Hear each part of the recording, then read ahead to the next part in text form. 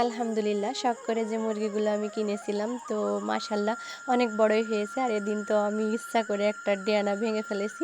তো সেটা তো আমি আব্দুর রহমানের বাবাকে বলিনি, তো জবাই করে দিয়েছিলাম। আর আজকে একটা মুরগি বিক্রি করে দিলাম। আলহামদুলিল্লাহ ভালোই বড় হয়েছে। আর আমি এবার কিন্তু একটু লাভ করলেও করতে পেরেছি, তো এটাই অনেক, তাই না? আসসালামু আলাইকুম, আমি তানিয়া মহেশপুর থেকে বলছি।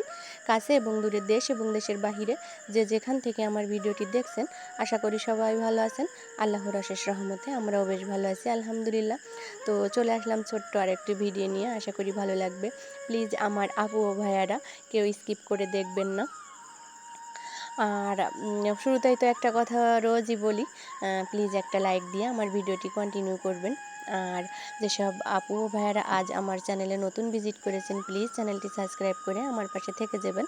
আর যারা অলরেডি কাজটি করে ফেলেছেন তাদেরকে জানাই অসংখ্য ধন্যবাদ। তো আজকে আমার হাঁসে কিন্তু 3টা ডিম দিয়েছে। আর এখানে একটা হাঁস তাওয়া করছিল, ভাবলাম হয়তো বা তাওয়া বসাই দেব। আমি ফ্রিজ থেকে ডিম বের করেও রেখেছি, কিন্তু পরে দেখি না, ডিম না, তার একটু সমস্যা হয়েছে। তো সেটা আমি আর আম্মু ধরে সে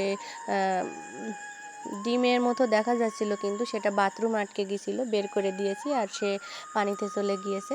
তো তারপরে আমি কিন্তু সকালেও অনেক কাজকর্ম করে নিয়েছি, বাসি কাজ সেরে নিয়েছি আর কি। তো সব দিন তো সব রকম শেয়ার করতে পারি না ছোট বাচ্চা নিয়ে।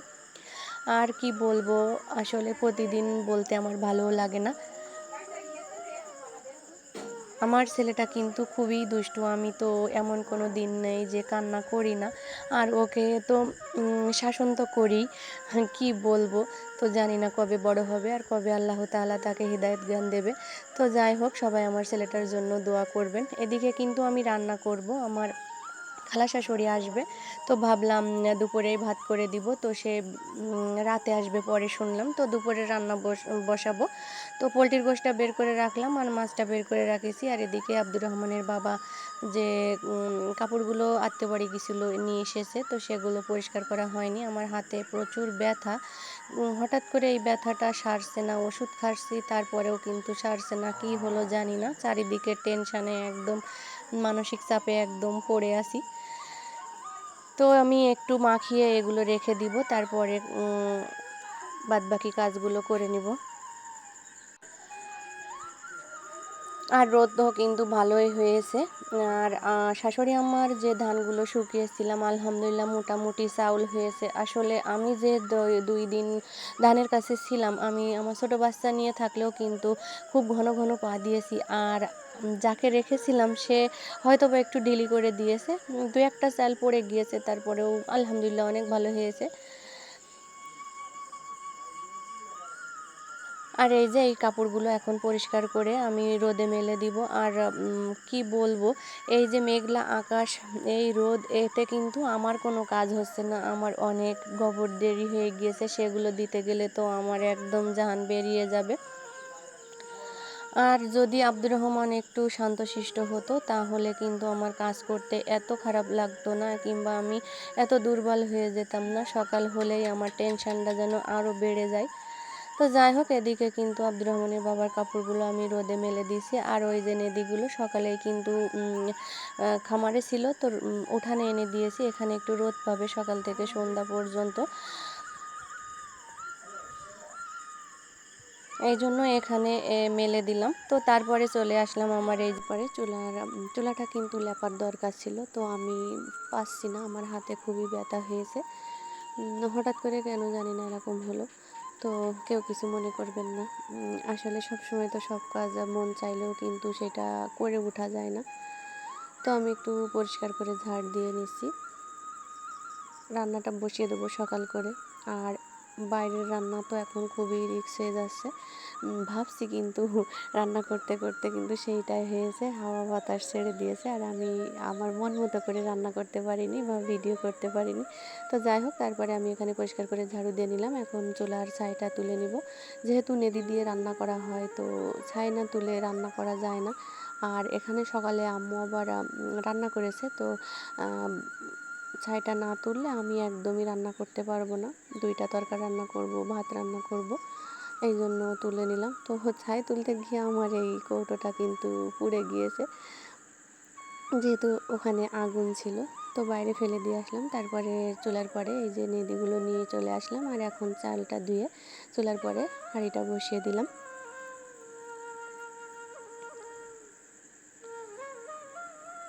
এদিকে চুলার জালটা কিন্তু ধরিয়ে দিয়েছি, আর ঘরে যে সবজিগুলো ছিল সেগুলো এখন এক এক করে নিয়ে চলে আসছি। যেহেতু বাইরে রান্না করি সেহেতু কিন্তু আমার সব ঘরে টানাটানি করতে হয়। আর আমার রান্নাঘরে আমার ননদের ধান রয়েছে, তো ধানগুলো সেদ্ধ করার পরে আমি ওই রান্নাঘরেই আবার রান্না করব। আর ঝড় বৃষ্টির সময় এখন বাইরে তো রান্না করা খুবই রিস্ক। তো সবগুলো তরকারি আমি সব কেটে আগের থেকে রেখে দিয়েছি। মাংসটা পরিষ্কার করে ধুয়ে নিয়ে এসেছি। আর এই যে পেঁয়াজ, রসুন, ঝাল এগুলো কেটে রেখে দিলাম। আর যে সবজি রান্না করব, আমাদের এখানে ধুন্দুল বা পোল্লা যেটাই বলা হোক না কেন, জানি না কে কার ওখানে কি বলে।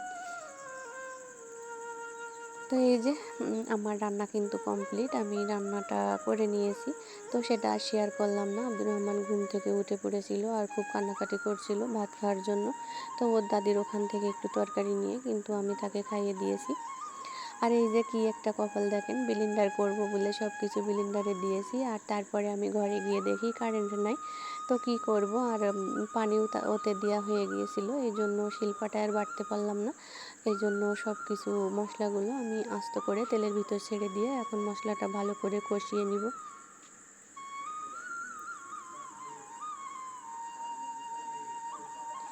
এভাবেও কিন্তু রান্না করলে খুবই স্বাদ হয়, সব কিছু আস্ত দিয়ে। আমি জানি আমার ছাড়া কিন্তু আমার অনেক আপু বা আপুরা আছে, তারা কিন্তু খুব ভালো রান্না করে। তো তারপরেও আমি যে যেমন রান্না করি তেমন শেয়ার করলাম। কখনো একটা ঝাল চিড়ে দেখিনি, কিংবা এক গ্লাস পানি ঢেলে খাইনি, আর শ্বশুরবাড়িতে এসে কত কি করে খেতে হয়। আর গ্রামের বউদের তো কোনো কাজের কোনো শেষ নেই, এত কাজ করার পরেও কিন্তু এক একজন এক এক রকম কথা বলে। তো আমার ক্ষেত্রে এইটা হয় না, আমাকে সবাই সাপোর্ট করে, আমি যেটাই করি প্রশংসা পাই। আমার স্বামী আমার সাথে একটু দুষ্টামি করে, কিন্তু সে মন থেকে বলে না, এমনি আর কি করে। তো যাই হোক, গল্প করতে করতে কিন্তু রান্নাটা করে নিলাম। আর মাংসটা যখন আমি চড়িয়েছি তখন কিন্তু পুরো মেঘ হয়ে আকাশটা একদম কালো হয়ে গেছিলো। আর আমি আমার এই বড় কড়াটার কিন্তু ঢাকনি নাই, তো বড় গামলা দিয়ে ঢেকে ঢেকে আমি রান্না করেছি। সেটা আর আপনাদের সঙ্গে শেয়ার করলাম না। উঠানে যে নেদি ছিল সেই নেদিগুলো তুলে নিয়েছি, আব্দুর রহমানকে খাবার খেয়েছি, নিজে দুটো খেয়েছি, খিদে লাগছিল।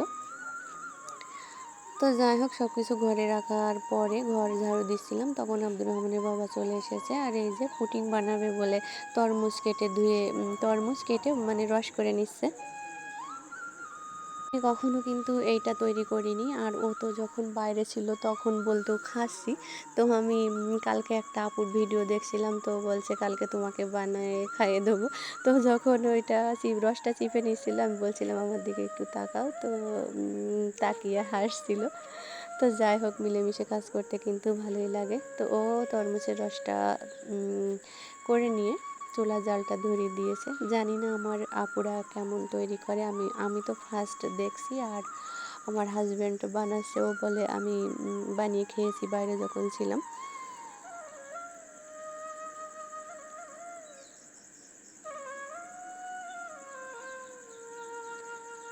খুবই ভালো লাগে দুইজন মিলে কাজ করতে। আর বাইরে থেকে কাজ করে এসেছে, কিন্তু এখন তারপরেও কত হাসি খুশিভাবে আমার সঙ্গে কাজগুলো করছে। আমার একটু ভুল হচ্ছে বলে আরও বলে দিচ্ছে যে তুমি কিন্তু এগুলো করা উচিত ছিল, যেহেতু তরমুজটা কেটে রাখা উচিত ছিল, কিংবা সব কিছু এনে রাখা উচিত ছিল। তো আমি সেগুলো করিনি, আমি আবার একটু দেখছিলাম, ও আমার সঙ্গে আর কি করছিল। আমার হাজব্যান্ড কিন্তু খুবই ভালো মনের মানুষ, সে আমাকে খুবই ভালোবাসে। আর আমাদের কখনো সেইভাবে গভীর গ্যাঞ্জাম হয়নি, আল্লাহ যেন আর না হয়। আল্লাহর কাছে দোয়া করি সবাই আমাদের জন্য দোয়া করবেন, আমরা যেন এইভাবে সারা জীবন থাকতে পারি। আমার কিন্তু ভয়েসটা একটু 2-3 রকমের হয়েছে, তো প্লিজ কেউ কিছু মনে করবেন না। আসলে রাত্রে ভয়েস দিচ্ছি, আর তারপরেও লোকজন তো এসেই যাচ্ছে, এই জন্য বড় কথা উঁচু কথা কণ্ঠ নিচ, যাই হোক। তো এই যে এদিকে পুডিংটা কিন্তু জাল করা হয়ে গিয়েছে, এখন বাটিতে বসিয়ে দিল। আর এর উপরে এই যে টুকরো টুকরো করে তরমুজগুলো কেটে দিচ্ছে।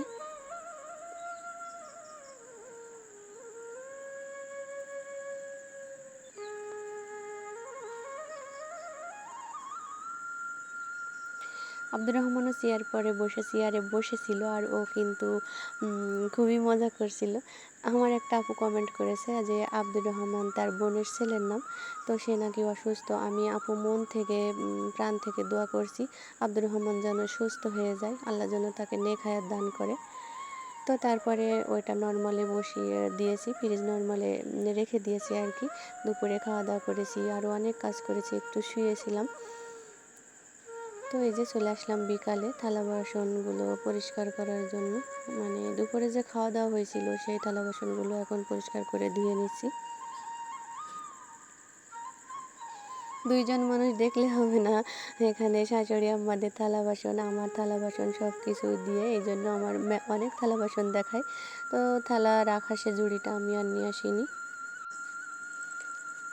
এখান থেকে হাতে করে ধুয়ে নিয়ে তারপরে যেখানে আমরা থালা বাসনগুলো উপর করে রাখি, তো ওখানে রেখে পানি ঝরিয়ে তারপরে আমি ঘরে নিয়ে যাব।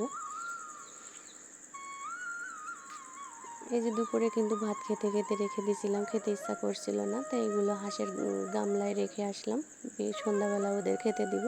তো তারপরে এখন ধুয়ে নিচ্ছি। আমার কথাবার্তায় কোনো ভুল হলে প্লিজ সবাই ক্ষমা সুন্দর দৃষ্টিতে দেখবেন। আর এখনও যারা আমার সঙ্গে আছেন, এখনও যারা লাইক দিতে ভুলে গিয়েছেন, প্লিজ একটা লাইক দিয়ে দেবেন। তো তারপরে এই যে আব্দুর রহমানের বাবা কিন্তু আবার বিকালের দিকে মানে সন্ধ্যার দিকে আর কি একটু বাড়িতে এসেছিল, তো নর্মাল থেকে বের করে দেখে, তো আলহামদুলিল্লাহ মাশাআল্লাহ অনেক সুন্দর হয়েছে। তো ও চামচ দিয়ে কেটেছে, এই জন্য টুকরো টুকরো ভালো হয়নি, খেতেও ভালোই হয়েছে। তো যাই হোক, সবাই ভালো থাকবেন, সুস্থ থাকবেন, আর আমার ফ্যামিলির জন্য দোয়া করবেন। আজ এই পর্যন্ত, আল্লাহ হাফেজ।